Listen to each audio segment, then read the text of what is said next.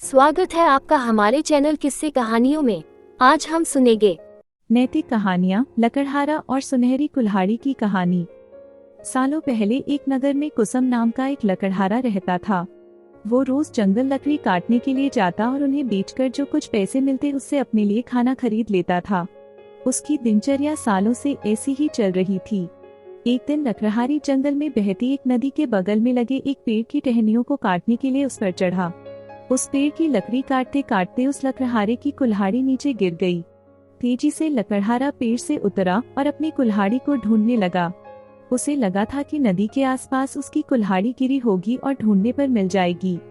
वास्तव में ऐसा कुछ हुआ नहीं, क्योंकि उसकी कुल्हाड़ी पेड़ से सीधा नीचे नदी में जा गिरी थी।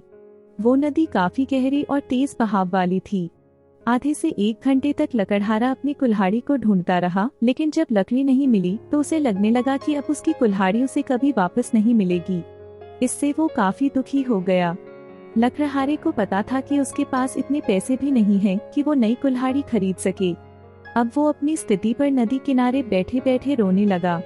लकड़हारे की रोने की आवाज सुनकर वहाँ नदी देवता आ गए।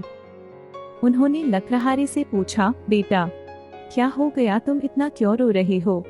कुछ खो दिया है क्या तुमने इस नदी में? नदी के देवता के सवाल सुनते ही लकड़हारे ने उन्हें अपनी कुल्हाड़ी गिरने की कहानी सुना दी। नदी के देवता ने पूरी बात सुनते ही कुल्हाड़ी को ढूंढने में लकड़हारे की मदद करने की बात कही और वहां से चले गए।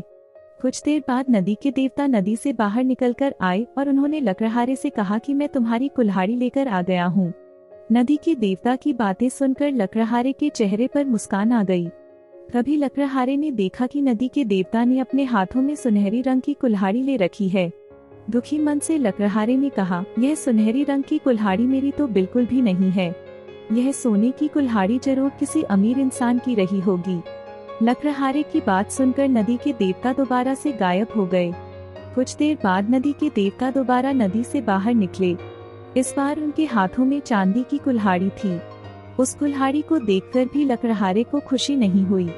उसने कहा कि ये भी मेरी कुल्हाड़ी नहीं है, ये किसी दूसरे इंसान की कुल्हाड़ी होगी। आप उसी को ये कुल्हाड़ी दे दीजिएगा, मुझे तो अपनी ही कुल्हाड़ी ढूंढनी है। इस बार भी लकड़हारे की बात सुनकर नदी के देवता फिर वहां से चले गए। पानी में गए भगवान इस बार काफी देर बाद बाहर आए। अब देवता को देखते ही लकड़हारे के चेहरे पर बड़ी सी मुस्कान थी।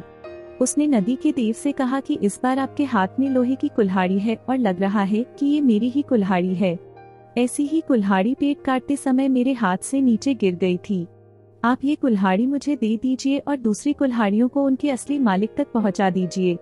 लकड़हारे की इतनी ईमानदारी और निष्पाप मन को देखकर नदी के देवता को काफी अच्छा लगा।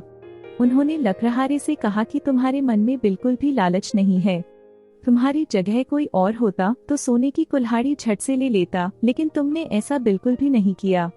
चांदी की कुल्हाड़ी को भी तुमने लेने से इनकार कर दिया। तुम्हें सिर्फ अपनी लोहे की ही कुल्हाड़ी चाहिए थी। तुम्हारे इतने पवित्र और सच्चे मन से मैं काफी प्रभावित हूँ। मैं तुम्हें उपहार में सोने और चांदी दोनों की ही कुल्हाड़ी देना चाहता हूँ। तुम अपनी लोहे की कुल्हाड़ी के साथ इन्हें भी अपने पास अपनी ईमानदारी के तोहफे के तौर पर रख लो। कहानी से सीख, ईमानदारी से बड़ी दौलत इस दुनिया में कुछ नहीं है। अच्छे ईमान वाले इंसान की चारों तरफ प्रशंसा होती है।